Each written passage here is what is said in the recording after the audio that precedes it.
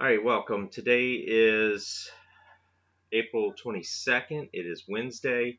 I'm going to go ahead and teach today's lesson. Um, if you're good with molecules and Lewis structures and all of that, you can skip past the first 10 minutes or so. I'm going to do a quick review on this and talk about some different things that we're doing that. But I wanted to go ahead and give you some outcomes so that you kind of know where we're going, where we've been, and all of that. Excuse me. Um, so, learning goals today or outcomes. Identify a substance to which molecular geometry applies. Anytime you see molecular, you're going to think, what you should be thinking is covalent. All right, so covalent compounds. Molecular geometry does not apply to ionic compounds. So we need to be able to recognize the difference between ionic and covalent still. We should be able to name molecule and electron geometries based on for basic molecules. So name molecular and electronic geometries for basic molecules. I will most likely be including a PDF of a table that kind of helps go through this, but for right now we're just going to use the one in the packet because that's the one I want you to get familiar with first, and then I'll add to it as necessary. Explain an atomic model or a molecular model being used, predict the molecular geometry. So the main thing is we're going to be able to predict the geometry of it. And that's going to be things whether it's bent, whether it's tetrahedral, whether it is T-shaped, whatever. Those shapes are going to be important to this. And then predict common molecular geometry from the number of electron pairs, bonded atoms, and bonded atoms around the central atom. So all of these kind of go together. These three are all going to be related to that V, S, E, P, R. All right. Valence shell electron pair repulsion. And that's the extra electron pairs is what make the shapes. I will probably link a PhET to this or a gizmo if I can find one that works well. There's some things that you can just see with these models that allow you to see some things, but it's not going to tell you the whole story. The PhET or the gizmo that I apply to this probably will not be graded. It's more for you to just get some experience with some things. All right, so to start off the lesson, we're going to go back and do some stuff with Lewis theory, Lewis structures, Lewis diagrams, and all that to review, mainly for ionic compounds, and then we're going to get into the molecules. All right, so just kind of bear with me. If you don't need the review, you can kind of skip through until we get to the new stuff. All right, so going back, Unit 9, we talked about electron configurations. So you might see an electron configuration for oxygen that looks like this. If we were to do the orbital diagram,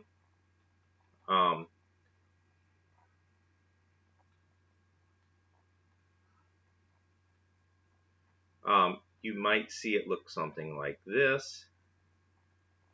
All right, so it's the 1s is full, then we go to fill the 2s, we fill that, and then 2p, it's 2p4, so 1, 2, 3, 4. All right, all of these things are different ways of representing the electrons.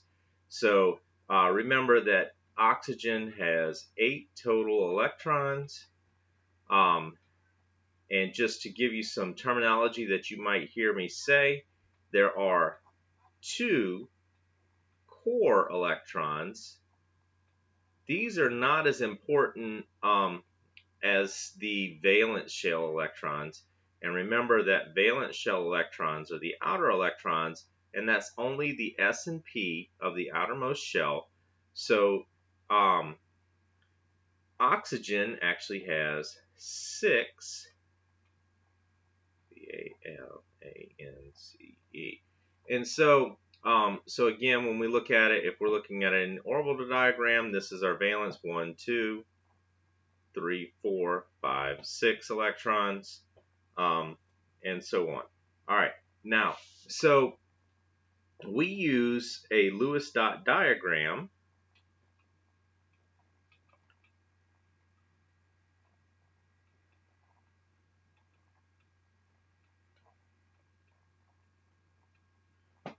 to represent these from time to time. A Lewis dot diagram only looks at valence electrons,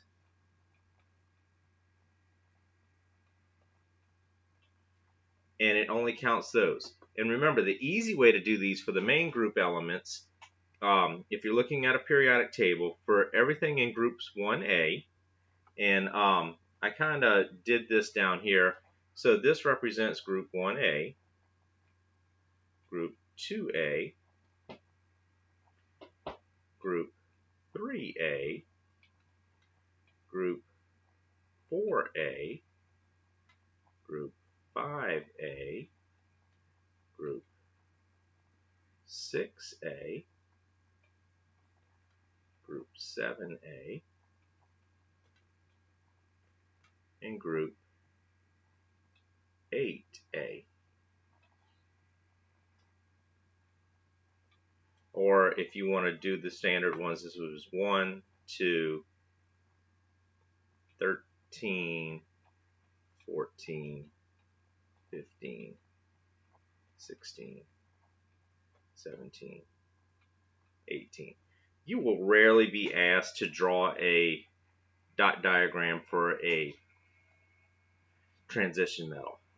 And again, dot diagrams are mostly going to be for non-metals, not necessarily for metals, but we'll do a little bit with it. And I'm just trying to get everybody back on the same page. We took a week off from this. We've been out of the traditional classroom for over a month now. So just trying to make sure everybody's on the same page as we do this. All right, so all the elements in group 1A, lithium, sodium, potassium, all rubidium, cesium, and francium, all of them are only going to have one dot. Everything in group 2A, so like beryllium, the next one below it is magnesium, will have 2 dots. All right. Everything in column 3A, so like aluminum, would have 3 dots.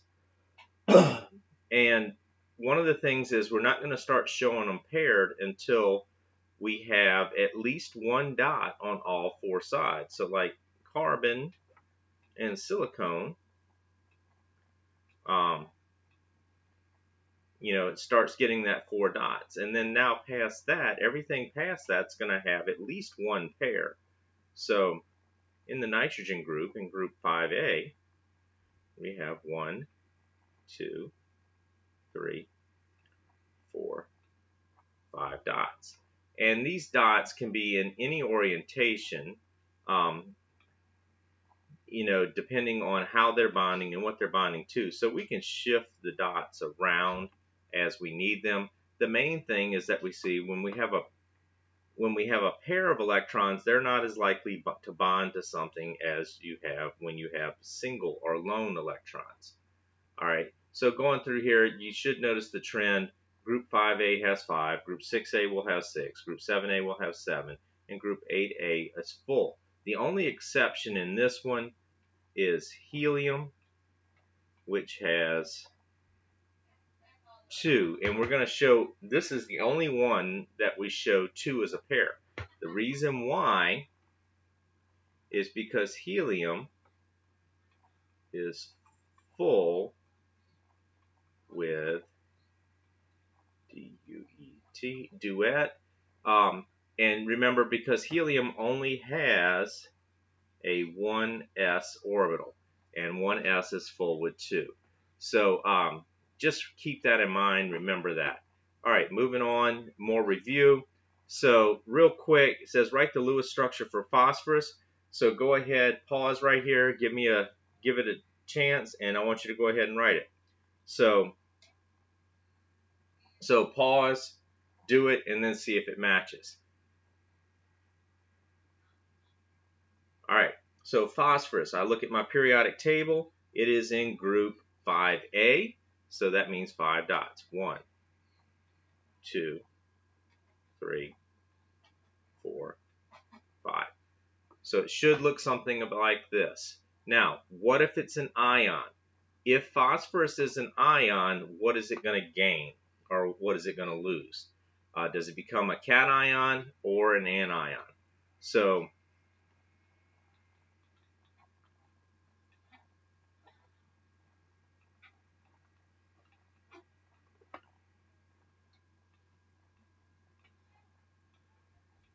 does it make a positive or negative ion?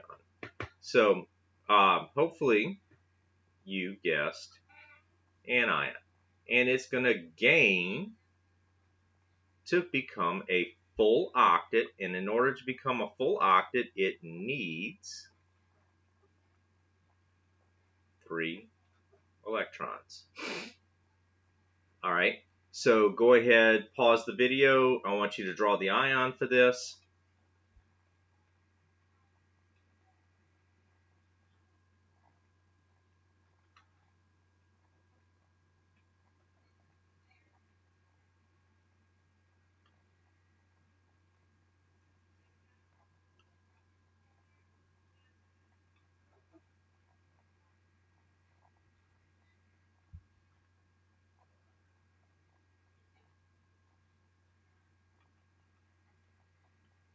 All right. So when I do this, I change color to purple just so that you can see the electrons that were added. So phosphorus gains or needs 3 electrons, and that makes it a -3.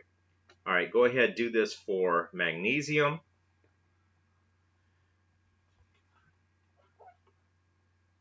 Magnesium is in group 2A, so 2 electrons. Magnesium becomes a cation, so it becomes a positive. And so when you draw so that means it loses 2 electrons. So when you draw magnesium as an ion, it's going to lose its outer shell electrons. And it looks something like that. All right. So again, that's just the review. Now, this is not very common, but you may have some questions that ask you to do this from time to time. It asks us to draw an ionic compound with a Lewis structure or show the electrons transferred. All right, so let's do one. Let's do calcium and actually let's do one that has a little bit more involved. All right, so we'll show aluminum and oxygen. All right, so the first thing that I'm going to do is I'm going to go ahead and draw the valence electrons around aluminum and oxygen. So aluminum has 3. Oxygen has 6.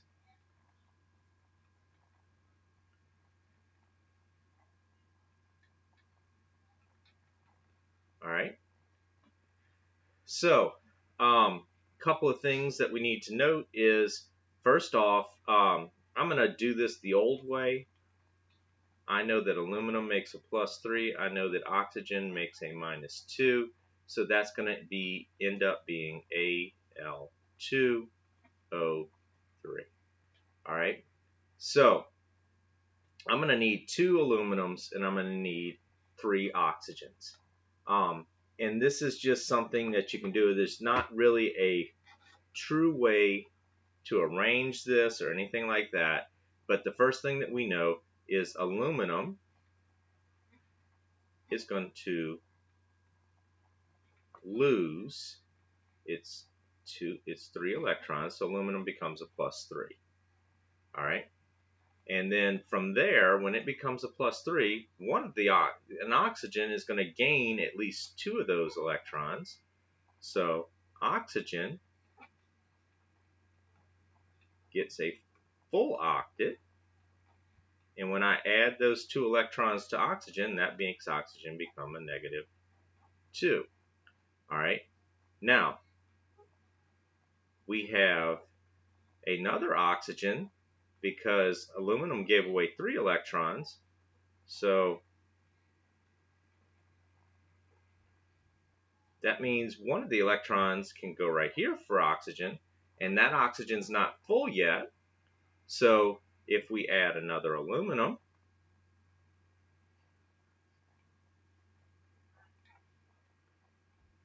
becoming a +3, then we can finish filling that oxygen with a -2. And then we need one more oxygen because we have 2 more electrons to give away.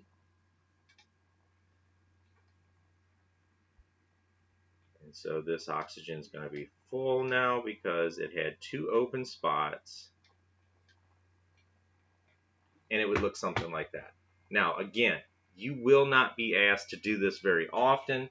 Most of the time, if you're asked, it's going to look more like this one with potassium and chlorine. So just kind of showing you what's going to happen here. This electron that's around potassium is going to move right there. So whenever you make the compound, potassium becomes a positive, it loses its electron, and then chlorine gains that electron, making it a -1. So that's a +1 and a -1. All right.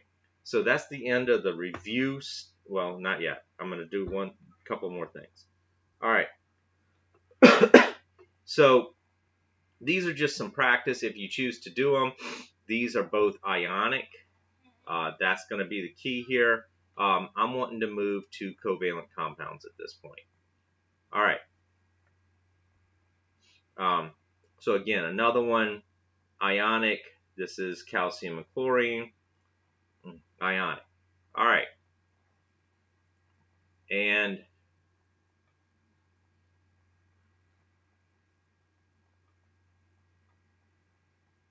I'm going to go back out on this. All right. So this is just a little worksheet that I had done for this at one time. We might have done some when we were doing the practice for this. If you want to try it, you can pause the video and look right there. I'm not going to do it. You can just use the top one as a model and try it. But again, if we're looking at the valence shell, barium is in column 2A, so that means the valence shell would be, it's in column 2A and it's in the 6th row, so it's going to have 6s2. That's our valence shell configuration. Our dot diagram for barium would be 2 dots,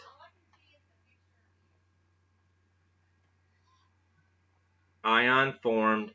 Barium's going to lose 2 electrons, so it's going to become a +2. Valence shell of an ion.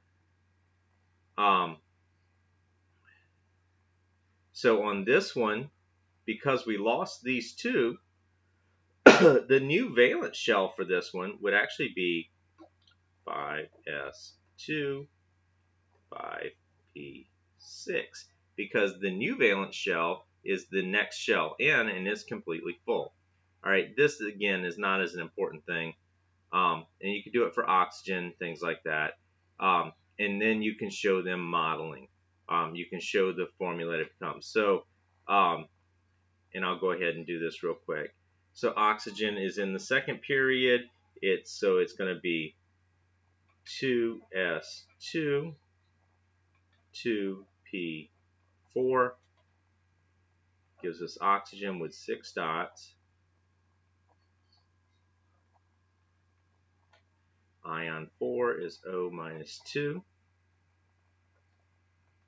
And then the valence shell for the ion is going to be, when it gains that, it becomes 2s2, 2p6. And then the formula that's formed is going to be barium oxide. And so, doing it the old way, barium's a +2, oxygen's a -2, so it becomes BaO. Now you can show the model in that just like above here later. All right. And here are some other ones. If you want to look at these, you can pause the video right here, look at these, and see them.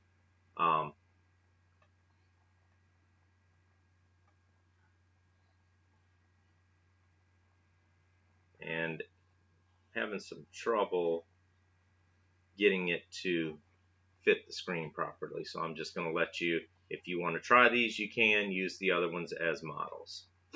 All right. Now, so this is coming into the new material. All right. So this is what we're going to focus on today for 4-22. All right. So this is kind of our focus for today. How do we determine what are the best ways to determine if a compound is ionic or covalent? So for the most part, what we're going to be doing from here on out is only dealing with covalence, but we need to know that it's a covalent compound because we treat them differently than we do ionics. So the simplest approach is to look at what it's made out of. If you see a metal in the compound, remember metals are those elements on the left-hand side of the stair-step line or the metalloid line. All right. Typically, a metal plus a nonmetal is going to be ionic. It's not always true. There are some exceptions. And there are many exceptions. It doesn't take into account oxidation number of a metal. Higher oxidation can give covalent bonding. And then there's a second method.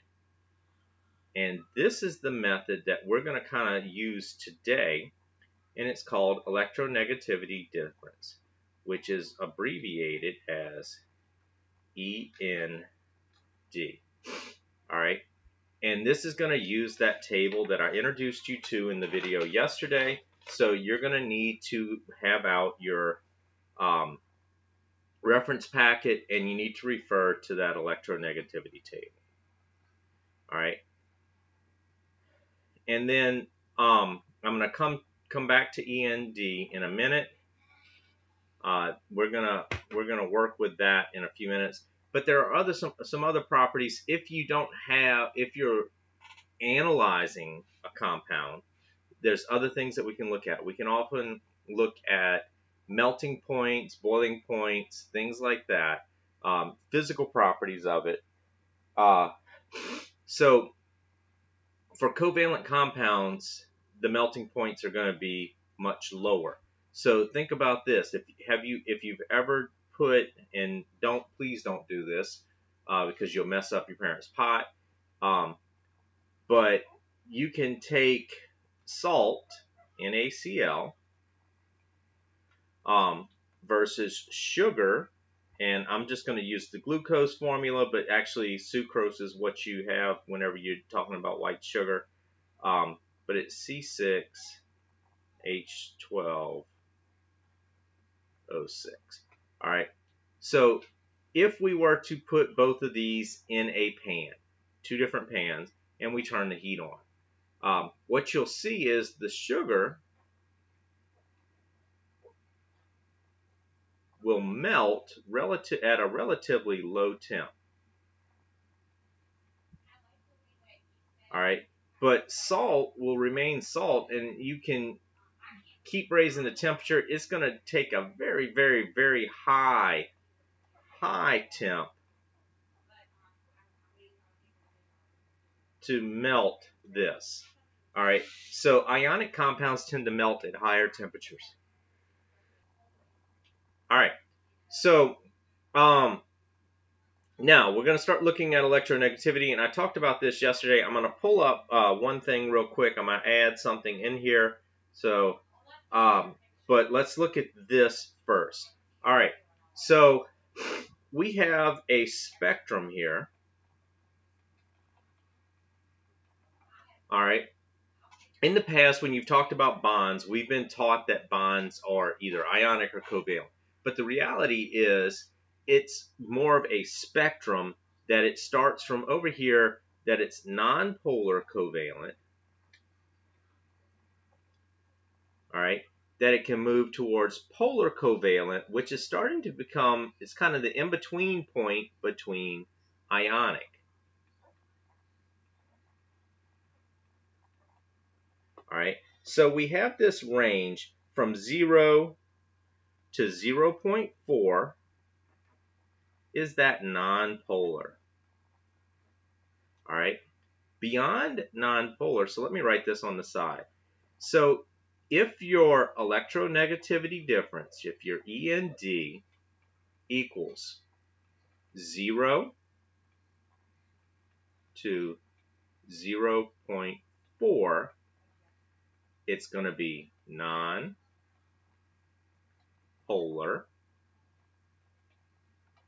covalent. All right. If END equals 0.4, or actually let's write this,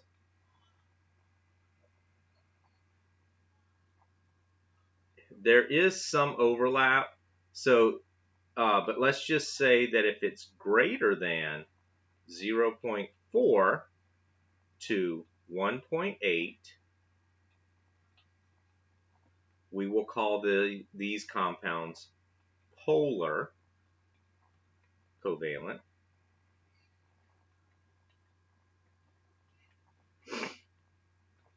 And then the last one, if it is greater than or equal to 1.8, it is going to be ionic. There, this 1.8 is kind of the line that it is shifting. It's hard to say exactly where that is. I probably would call a 1.7 polar covalent, and then a 1.8 ionic, something like that. All right. So let's look at this and let's find, well, so the next step is where do these numbers come from? How do we determine them? All right, for there we have to look at electronegativity. So let me pull up another table and we will kind of look at those. All right. So from your reference packet, you have this electronegativity table that's built in.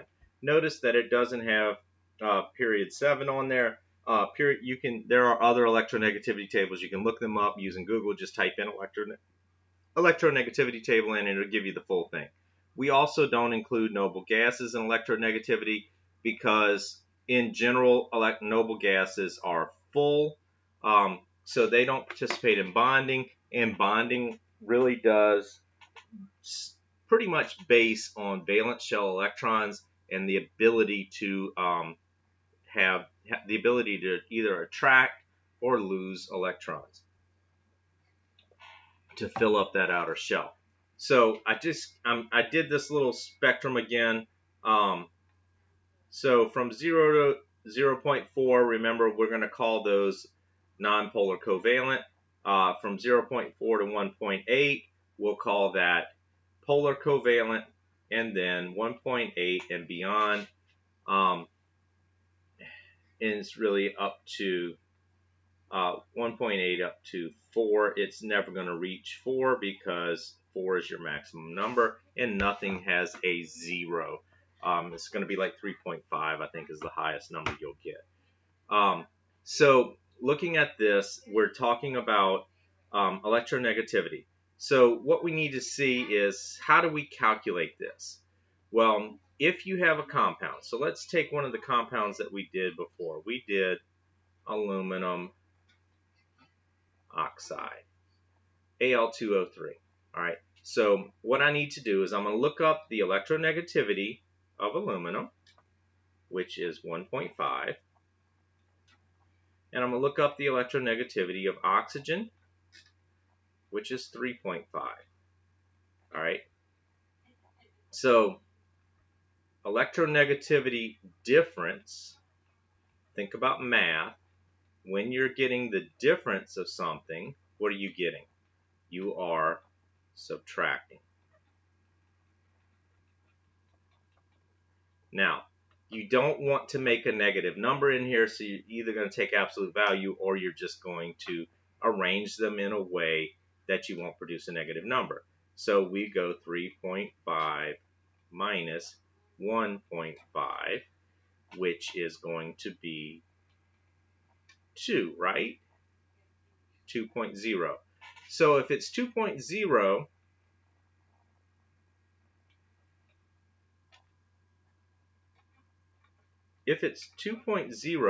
what is going to be the range that it falls in? Well, 2.0 is between 2.8 is between 1.8 and 3.5, so therefore it is ionic. All right. Well, what about a compound like CH4, methane? This is a very common, we know this is covalent, but I want to show you how electronegativity works out. So with this one, you have carbon, which is 2.5, and we have hydrogen, which is 2.1. So 2.5 minus 2.1. And in this case, the subscript here doesn't matter. We're just looking at the electronegativity difference. So we're looking at bond-to-bond interaction, not the overall compound right now. All right. So 2.5 to 2.1 gives us 0.4.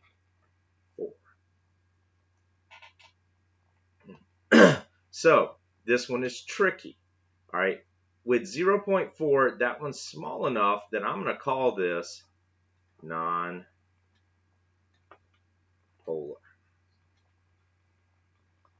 Covalent. If it was 0.5, I would call it covalent. All right.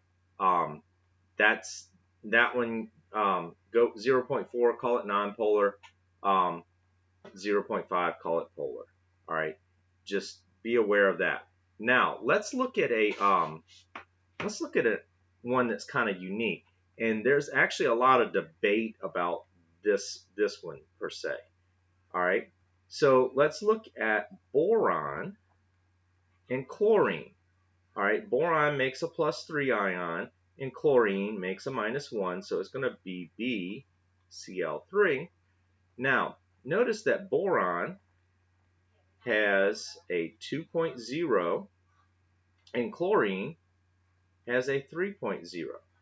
If we do the math on this one, we end up with an END of 1.0. So when we look at our scale, where does that fall? 1.0 falls somewhere like right here, right? So by END, BCl3 is going to be polar covalent. But we know that boron is a metalloid. Sometimes we call it sometimes we call it it acts more like a metal. So we would, just looking at the compound, we would want to call it ionic. Let's look at one more that this kind of happens with, and this can happen with more than just that. But let's look at beryllium chloride. Actually, let's look at beryllium oxide. So beryllium oxide would be BeO. So we have 3.5 minus 1.5.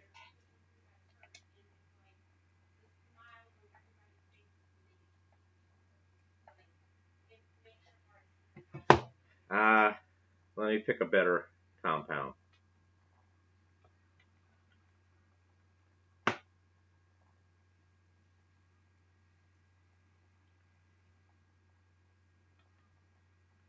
Let's go beryllium nitride.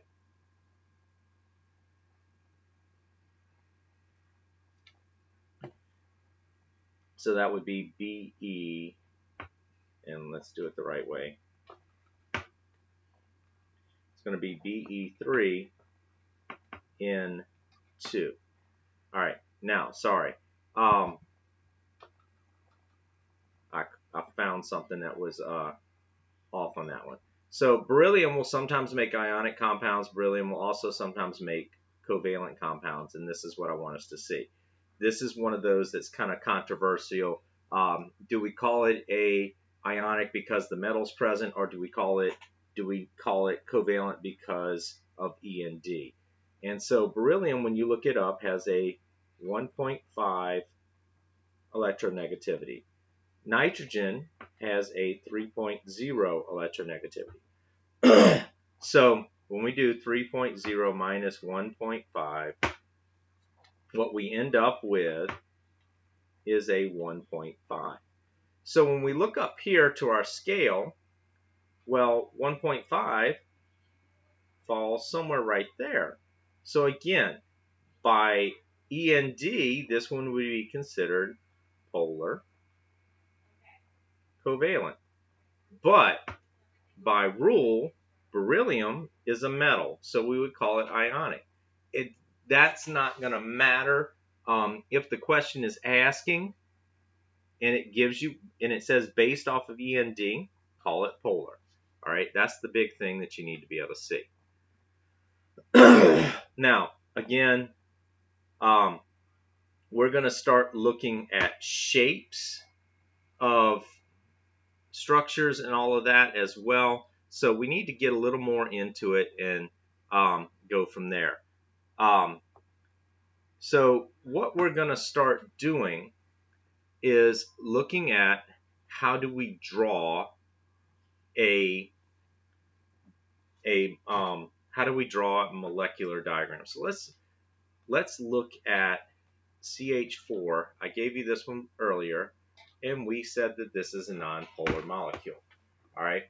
So whenever I taught you to draw Lewis structures, remember I gave you this little method called needed, available, shared, which is not going to be a super big one, but let's go ahead and kind of look at it and start looking at how do we describe this and how do we name this. All right. So carbon, and let's do the available first. So let's see what we have. Carbon has 4 valence electrons, remember, because carbon looks like this. And each hydrogen has 1 electron, and we have 4 of them. So we have 4 plus 4, so we have 8 electrons available. All right, now needed, carbon needs to have 8 total. Hydrogen to be full. Hydrogen needs to have 2 total to be full. So 2, 4, 6, 8 plus 8 is 16. All right, so that means that we're going to share 8 electrons. And if we divide that by 2, because each sharing is a pair, so that means that we will have 4 bonds in this one. All right, you don't always have to do all that work. I mean, it's kind of obvious that carbon's going to be our central, and we're going to have a hydrogen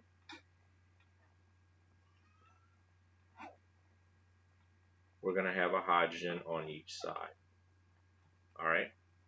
Now, how do I know that the hydrogen is going to be on each side, not some other funky pattern where 2 hydrogens on one side and 2 hydrogens on the other side or something like that? Well, the reason why, and then just we have to make sure that we have the available electrons. So 2, 4, 6, 8, that works. All right. Now, when it comes to shape, and I'm going to back up real quick. So this has 4 electron domains.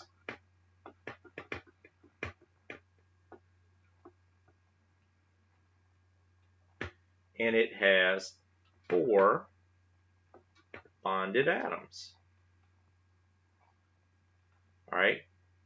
So in this one, molecular and the molecular and the electronic shape are going to be the same.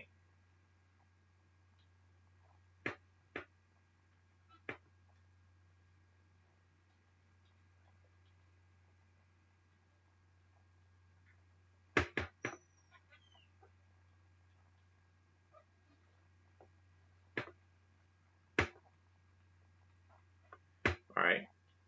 So when we look at this, the molecular and electronic shape will be the same. So let's go back. Let's go back and look at our alt table real quick. Let's go back and look at one thing real quick. So I'm going to go back a page, and I'm going to find my Vesper table. So I said that I had 4 electron domains, and I had, so I'm going to, for this column, I'm going to be looking in this section. I have 4 electron domains, and then I said 4 bonded domains. So I'm looking at 4 and 4 here. If it had 3 atoms around it, we'd look at this one. If it had 2, we'd look at this one. So to give me the shape of CH4,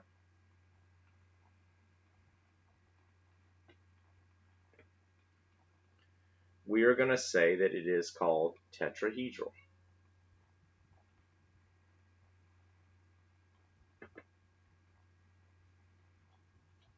And that's the shape of that one. All right.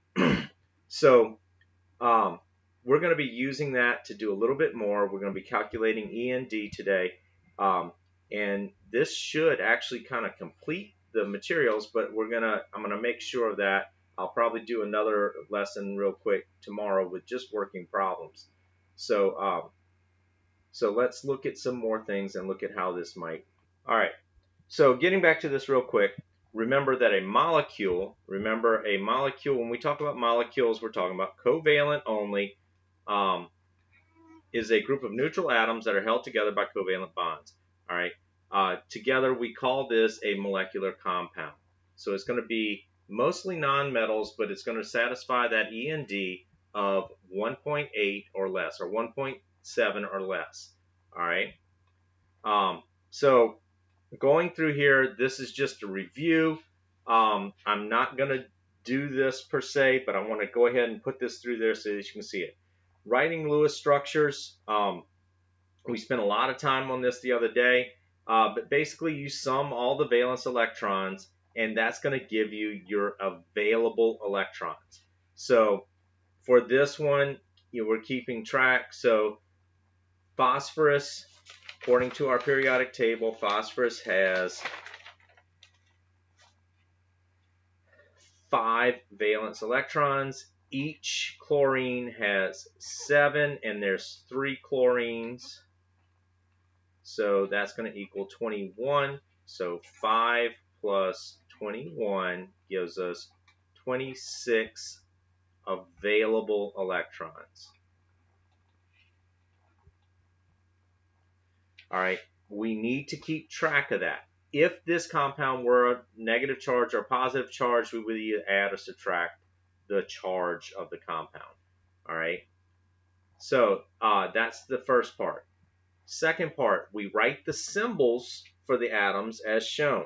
All right, we're going to treat phosphorus as the central because we had PCl3. Phosphorus has to be in the middle. One of the other ways to look at that is phosphorus has also the most open bonding site. So if you remember the drawing for phosphorus,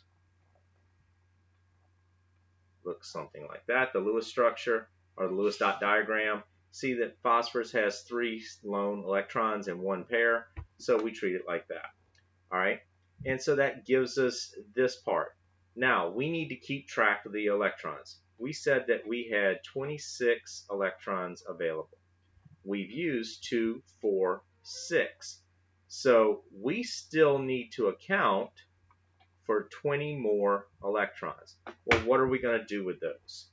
The first thing that we're going to do with them is we're going to add those electrons around chlorine, because each chlorine we said we want to get to 8. So we have 2, 4, 6, 8, 2, 4, 6, 8, 2, 4, 6, 8.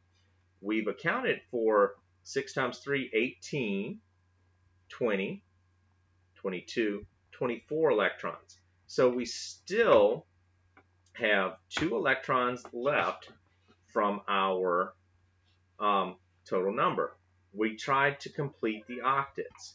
So each of these chlorines has an octet, and then phosphorus has 2, 4, 6 around it. Well, that means we need an octet around phosphorus. So that means we have to have 2 more electrons. All right, so that brings us to the step 4 is we place any leftover electrons around the central atom, and then this is the structure that we get. Now,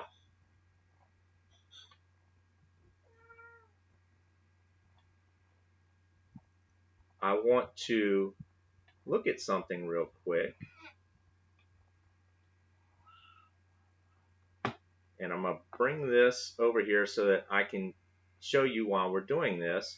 All right, so now if I were to ask you to give me the shape of this molecule, we need to look at a couple of things. Well, how many electron domains? We have 1, 2, 3, 4. How many bonding domains? We have 1, 2, 3. So I'm going to go over here to my chart, and I'm going to look. As far as electronic domains are concerned, the ED, this is tetrahedral because it was 4. But molecular domains or bonded domains, I'm going to come here. So I find 4, 3. So we're looking at this one. And this one is called triagonal pyramidal, or trigonal, sorry.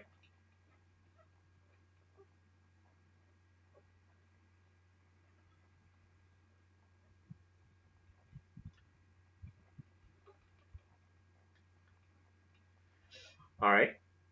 So that means that the true shape of this is actually going to be more like this. So because we have these electrons here, it's going to repel these 2 bonds a little bit, so it's going to cause them to bend some. And then you get this structure that looks something like this.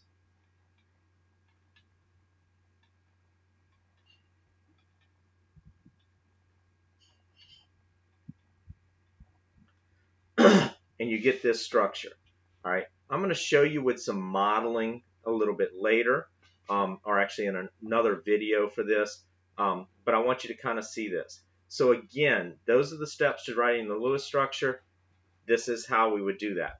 Now, if I wanted to prove that this was a covalent bond, I can take my 2 elements. I can take phosphorus and I can take chlorine, and I look up this. So phosphorus has a 2.1, and chlorine has a 3.0. So 2.1 minus 3.0, or 3.0 minus 2.1, gives me a 0.9. And so what did we say about 0.9? What range does that fall in? Well, we said that 0 to 0.4 is nonpolar, and that 0.5 to 1.7 is polar. So this falls in the range of being a polar compound. So that means that this has a dipole moment You're going to hear me say that word a couple of times. And what a dipole moment is chlorine's the more electronegative. So that means that we're going to say that this side, actually the dipole moment, let me show you how the dipole moment looks. Dipole moment is an arrow that looks like this. This side represents the more positive side of the atom, and this side represents the more negative side of the atom. Since chlorine is the higher electronegativity, it's going to be the more negative. So it's going to have a partial negative on this side, and this side of the atom is going to have a partial positive. So that means it has a dipole moment going through like this. Overall, each of these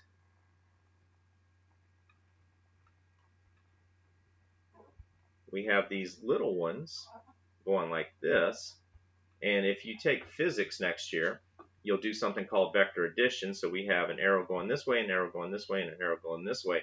So we add all of those arrows up, and the magnitude of it becomes this larger arrow pointing in the general direction of downward, since all of them kind of add to each other. All right, so moving on. If there are not enough electrons to give the central atom an octet, try multiple bonds. So things like double bonds and triple bonds and things like that. All right. So that's where using the needed available shared comes in, because it'll help you determine how many bonds are needed. All right. Not real sure what I was doing here. So let's look at a few of these together real quick.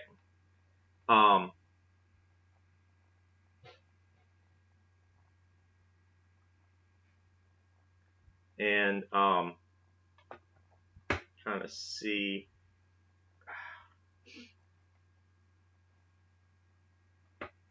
Let me do it like this. There it is. All right.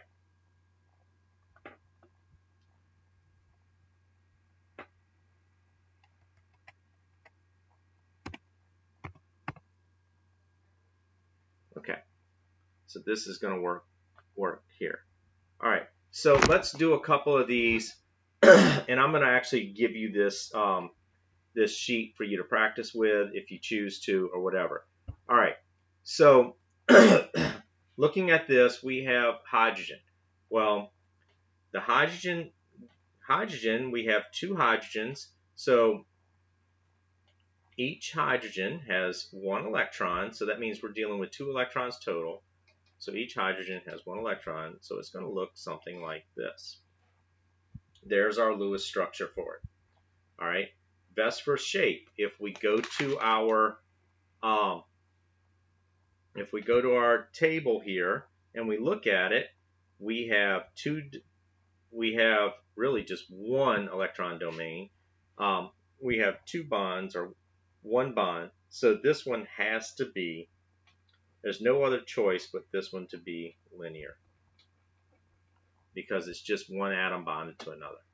We don't really include that one on the chart, so just kind of know that. All right, bond polarity using electronegativity difference. Well, if looking at the thing, each hydrogen is a 2.1, so 2.1 minus 2.1, that's 0. Is it polar or non-polar? This is non-polar. All right, what about, let's look at CCl4. This is going to be carbon, and because there's 4 chlorines, tetrachloride. All right, so carbon has 4, each chlorine has 7. 7 times 4 is what, 28?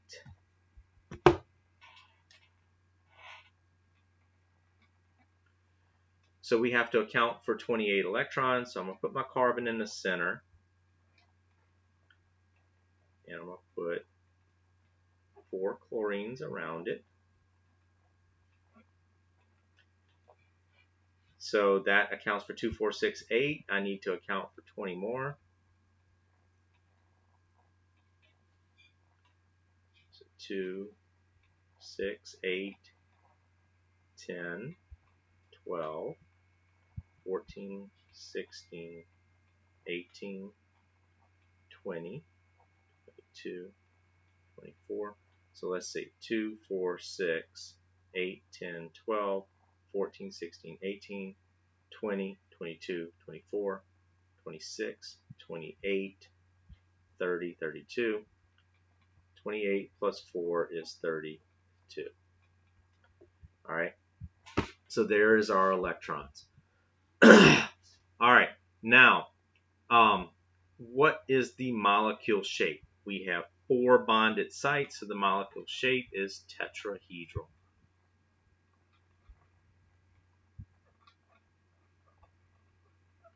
And again, we can look at our alt table. There's 4 electron domains, 4 bonded sites, so we call it tetrahedral. All right, now bond polarity. So let's calculate. Chlorine is 3.0, and then carbon is 2.5. So just between a chlorine-carbon bond, one chlorine-carbon bond is going to give us a polarity of 0.5, right? No. Yeah, 0.5. Or is that 1.5? No, it's 0.5. All right, so that means the bond polarity is a 0.5, which it's going to be, so we'll call this one slightly.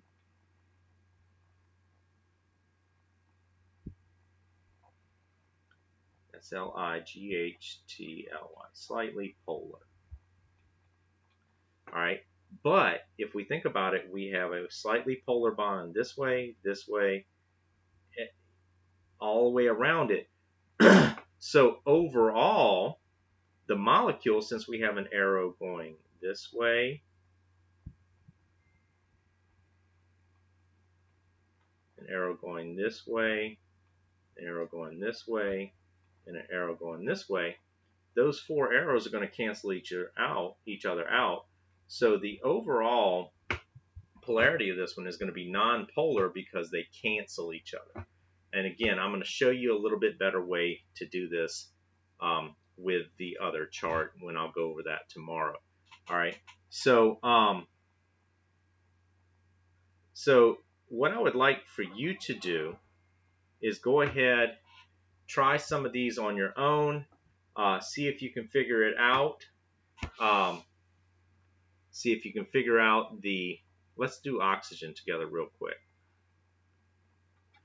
All right, so remember that oxygen, each oxygen contributes 6 electrons, right? So there's 6 times 2, so there's 12 electrons total that we need to account for. So I have an oxygen and I have an oxygen. All right. We know that there's going to be at least one bond here. All right. And if I put 2, 4, 6 here and 2, 4, 6 here, that's going to be, that would give us 14 electrons. So that's not going to work. So what we need to do here is, this is our available. We need to know how many needs. Each oxygen needs a total of 8. So that means it has 16 electrons needed. It has available 12. So that means it's going to share 4. So that means that it has 2 bonds. So this is going to be a double bond. So that's 2 4 electrons right there. And then that will give me, we're going to try to get an octet around it. So oxygen already has 2 bonds, 2, 1, 2, 3, 4, or 2, 4, 6, 8, 2, 4, 6, 8. All right, and that's that. Now the shape, linear, linear, because this is going to cancel each other out and be 0 for the electronegativity difference, and that's going to be non-polar. All right. So don't worry so much about polarity and all of that right now. Just try to, the main thing is I want you to be able to draw these. I want you to be able to calculate the bond. So for right now, I'm not so much worried about you getting the molecular shape. I'm worried about you getting the bond polarity. Polarity between just one bond. I will do more with bond shape tomorrow. All right. So let's look at what we need to do and where I want you to go with this. So give me just a second. For Chem 101 homework for Chapter 10, you should have already completed all the way through number 13, but let's kind of look at these real quick.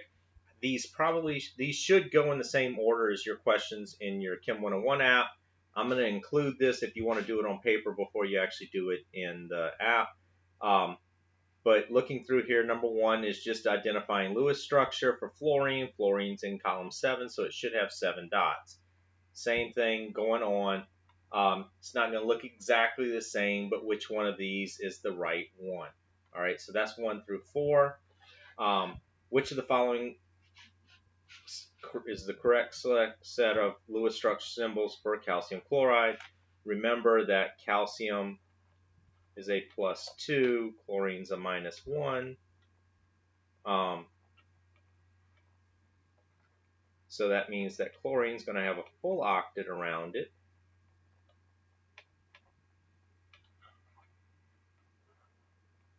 Like that. And calcium is going to have an open octet, and you need 2 chlorines.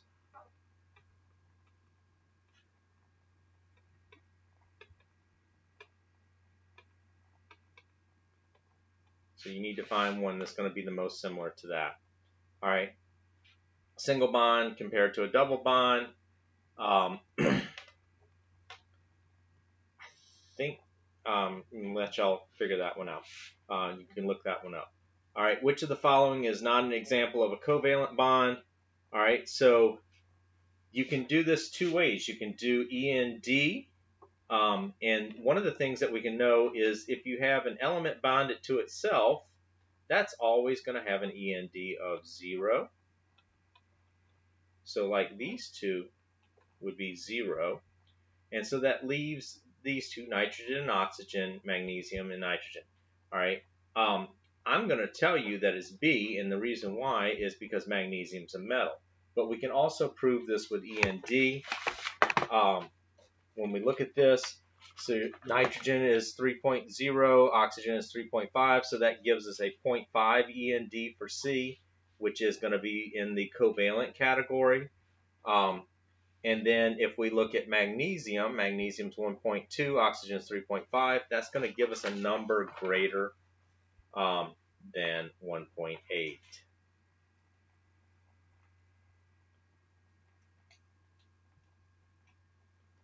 That gives us a 2.3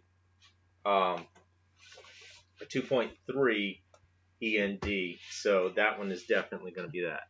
All right. Again, number 8, which of the following is a polar covalent bond? So we are looking for something. We're looking for one that has a range somewhere between 0.5 and 1.7. So we're looking for something that falls within that range when we calculate END. Again, if it's the same element to itself, it's 0. And so we need to look at lithium chloride and hydrogen chloride and see which one fits the right category. All right, Lewis structure for carbon dioxide. We did all the way up to number 13.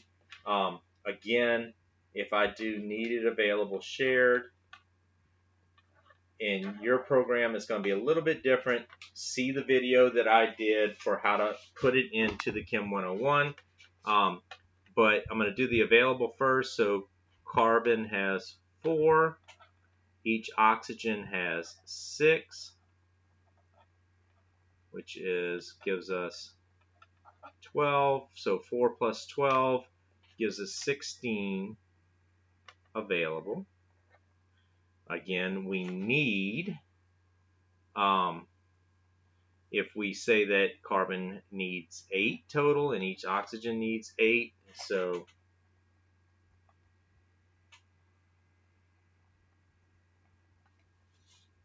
that's 24 total.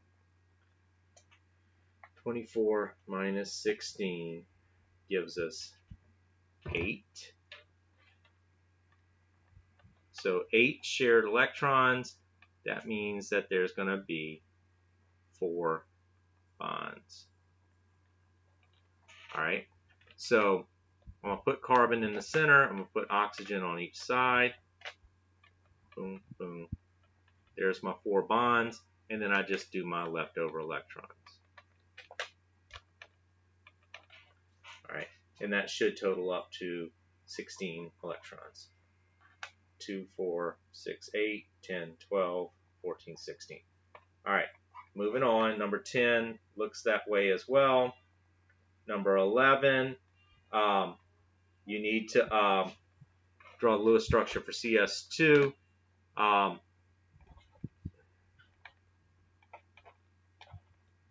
It's going to look pretty much the same as CO2.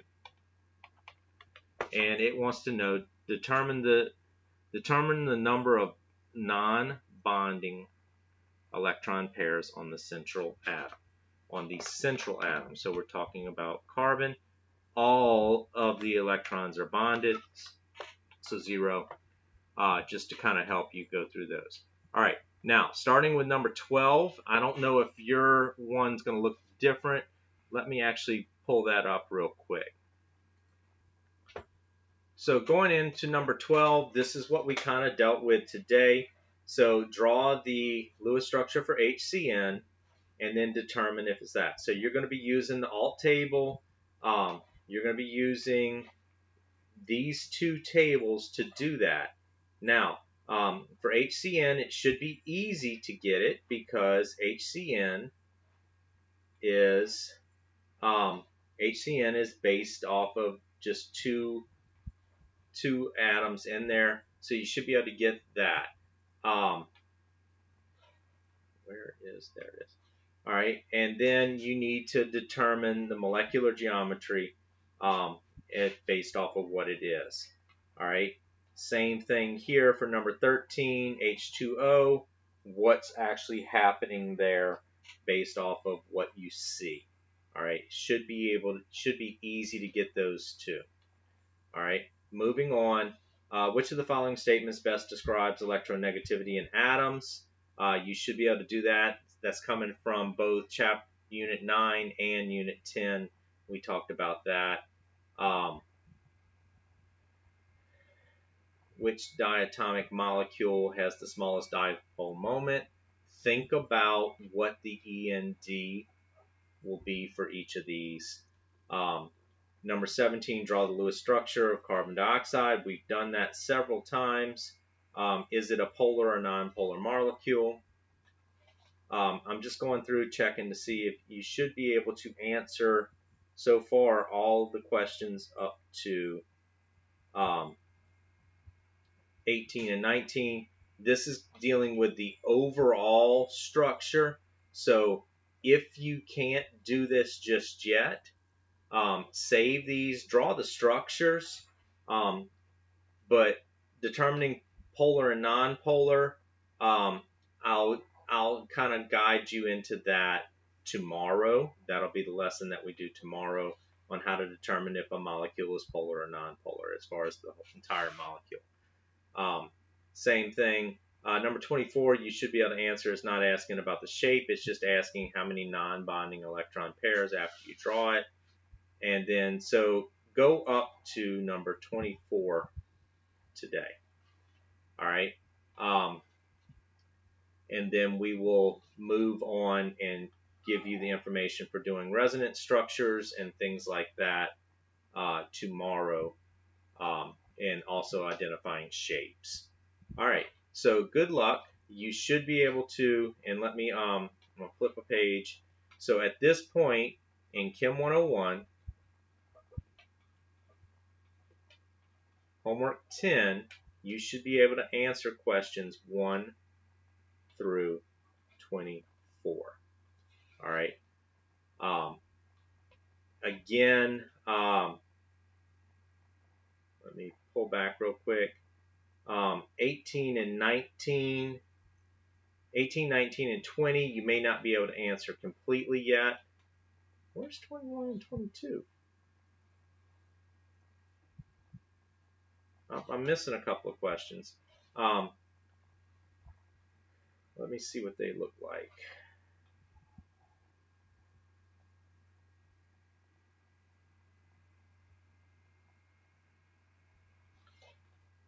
All right, 21, 22, you probably, 21, 22, 23, you might be able to answer, just not totally yet. I'll get into those a little more as we go on. All right, so answer as many as you can. I'll introduce those other things as we go.